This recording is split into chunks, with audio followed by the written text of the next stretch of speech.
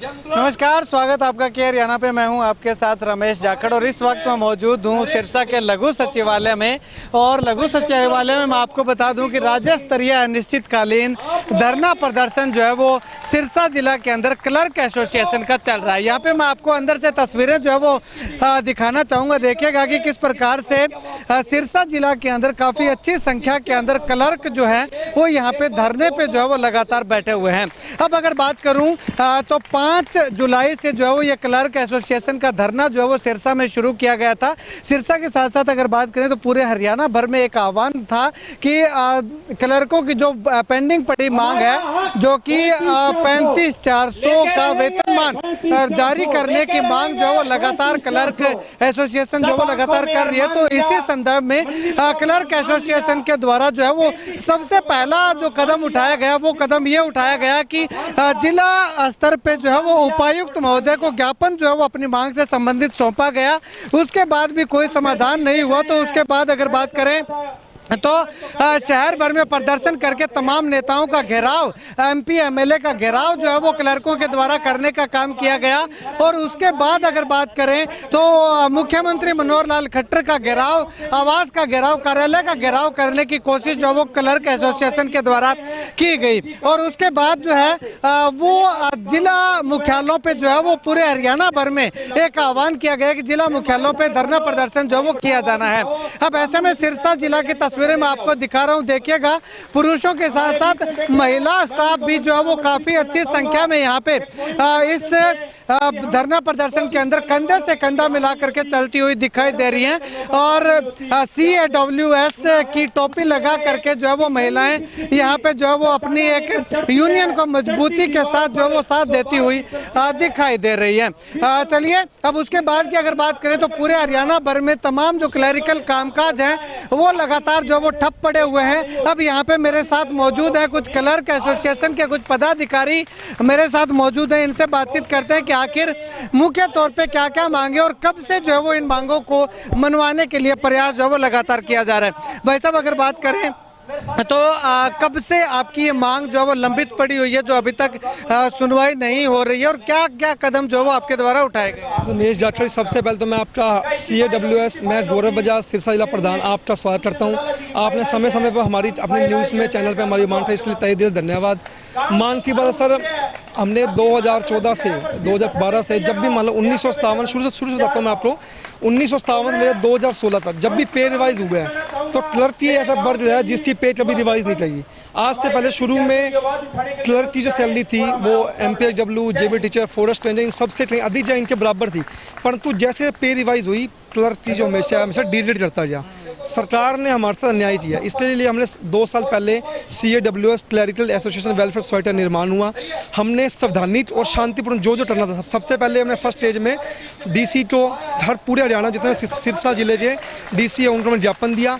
उसके बाद हमने MP MLA को ज्ञापन दिया और उन्होंने हमारी विधानसभा में कई बार मांग भी उठाई है, परंतु उसके बाद भी सरकार ने हमारी सुनवाई नहीं की। इसलिए 18 जून को पिछले हमें करनाल में CM आवास तक घेराव किया, जिसमें पूरे हरियाणा से 10,000 के करीब साथी इकट्ठे हुए, परंतु वहाँ पे CM सब ना होने चलते हमें वहाँ की मैयर और CM के OSD से हमें आश्वासन मिला कि 4 जुलाई तक आपकी CM से मीटिंग करा दी जाएगी।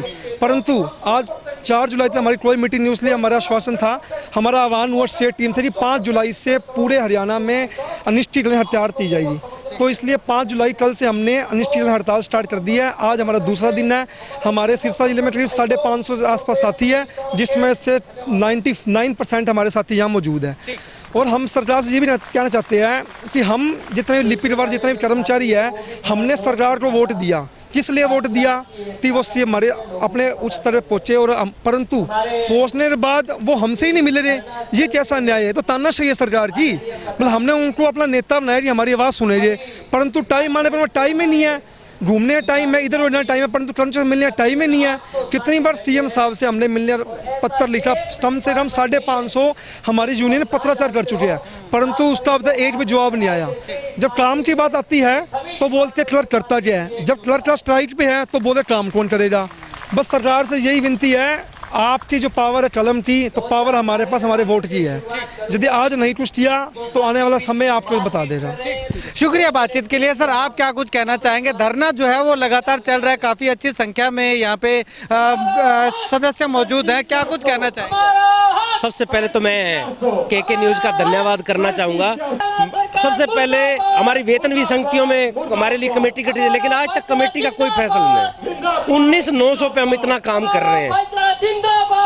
हर सरकार की जो भी सत्तारूढ़ दल है, इनके हर एक के मैनिफेस्टो में हमारी मांग है पंजाब के बराबर वेतनमान की, जिसमें हमारे साथ स्टेनोटाइपिस्ट भी हैं हर एक की। लेकिन जब भी सत्ता में आ जाते हैं तो हमारी मांग को दरकिनार किया जाता है।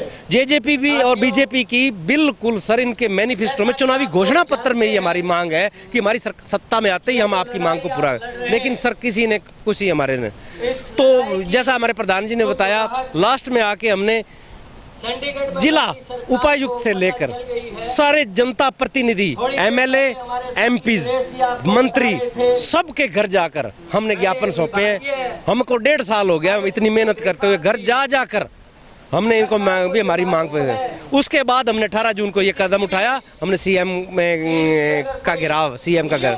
उसके बाद हमें 4 तारीख का डेलीगेट द्वारा हमें टाइम दिया गया, लेकिन 4 को बोले भी कैबिनेट की मीटिंग है बात में। 4 तक हमने वेट की, 4 तारीख तक हमें कोई संदेशा नहीं मिला और ना हमारे प्रति कोई भी हमारे कलर की और लिपिक की पे बारे कोई भी चर्चा नहीं। उसके बाद हमने ये फैसला लिया होता, अगर 4 को हमारी सुनवाई नहीं होती तो 5 के लिए हम अनिश्चितकालीन हड़ताल पे जाएंगे।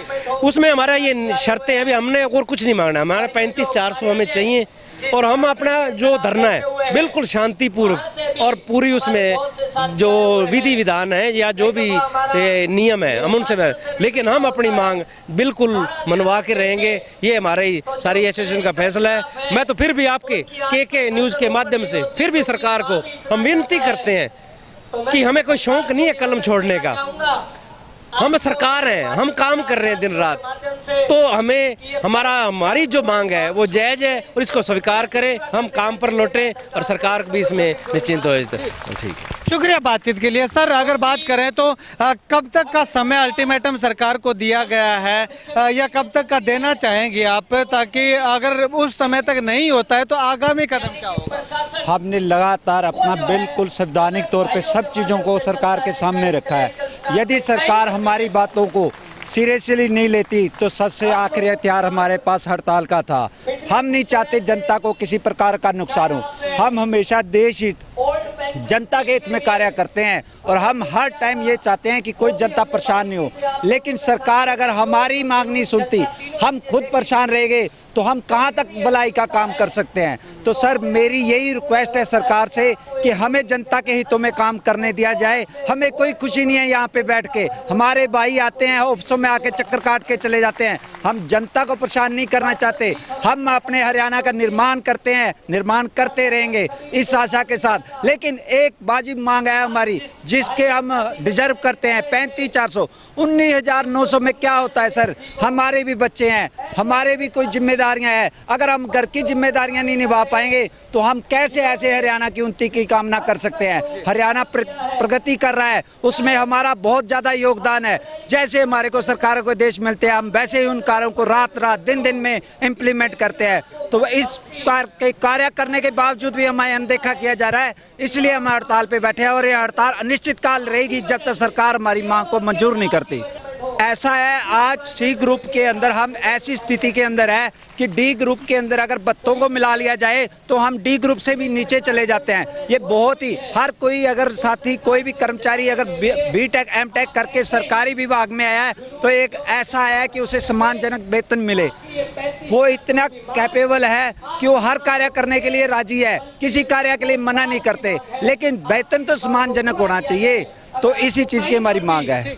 शुक्रिया बातचीत के लिए। तो यहाँ पे आपको बता दें कि इन क्लर्क से ज़्यादा डी ग्रुप का कर्मचारी जो है वो वेतन ले रहा है। तो यही रीज़न है कि अब कर्मचारी, ये जो क्लर्क है वो लगातार जो है वो धरना लगा करके अनिश्चितकालीन धरना शुरू कर दिया है। अब ऐसे में क्लर्क जब धरने पे चले गए हैं, कलम छोड़ दी है, तो मुसीबत जो है, मुश्किल जो है वो किसको होगी? वो होगी आम जनता को। आम जनता जब मुसीबत में होगी तो आम जनता जो है वो सरकार को कोसेगी। सरकार को चाहिए चाहिए कि जनता जो है वो उनको ना कोसे, और आने वाले समय में अगर आज जनता सरकार को कोसती है तो आने वाले समय में वोटों के समय जो है वो जनता उसी सरकार को याद करेगी जिसे आज कोस रही है। यानी कि सीधा सीधा अगर कहें कि कर्मचारी अगर हड़ताल पे जाता है तो सरकार की बदनामी होती है, जनता को परेशानी होती है, और परेशान होकर के जनता जो वो बदलाव की ओर अग्रसर हो जाती है। तो ऐसे में सरकार ने अब वोट जनता से लेने हैं या नहीं लेने वो सरकार को देखना है। लेकिन जिस हिसाब से इस सरकार के अंदर अगर बात करें तो किसान वर्ग धरने पे, मजदूर वर्ग धरने पे, कर्मचारी वर्ग धरने पे, क्लर्क वर्ग धरने पे, सरपंच एसोसिएशन धरने पे, यानी कि जितनी भी यूनियन है या जो भी वर्ग है वो हर वर्ग जो है वो सड़कों पे आकर के धरना देने को मजबूर है। और धरना जब कोई देता है तो वो सरकार के खिलाफ जाकर के धरना देता है। तो ऐसे में सरकार को चाहिए उनके जो चुनावी घोषणा पत्र में क्लर्कों के द्वारा कहा जा रहा है कि ये मांग उनकी थी और वो अब तक पूरी नहीं हो पाई है, तो चुनावी घोषणा पत्र को तो कम से कम पूरा करने का काम जो है वो सरकार जो है वो कर देती, ताकि कम से कम एक जो वर्ग है उसका तो कम से कम खिलाफत जो है वो सरकार को ना झेलनी पड़ती। खैर आने वाले समय में सरकार इस पे क्या इम्प्लीमेंट करती है वो आने वाला वक्त बताएगा। लेकिन फिलहाल पूरे हरियाणा भर के क्लर्क जो हैं वो लगातार धरने पे चले गए हैं, कलम छोड़ दी है, और पूरे हरियाणा भर में रजिस्ट्री के काम है या फिर ड्राइविंग लाइसेंस के काम है या क्लरिकल काम जो भी है वो तमाम काम जो है वो ठप पड़े हुए दिखाई दे रहे हैं। खैर आप इस वीडियो को लेकर के क्या कुछ कहना चाहेंगे कमेंट सेक्शन में कमेंट करके जरूर बताइएगा।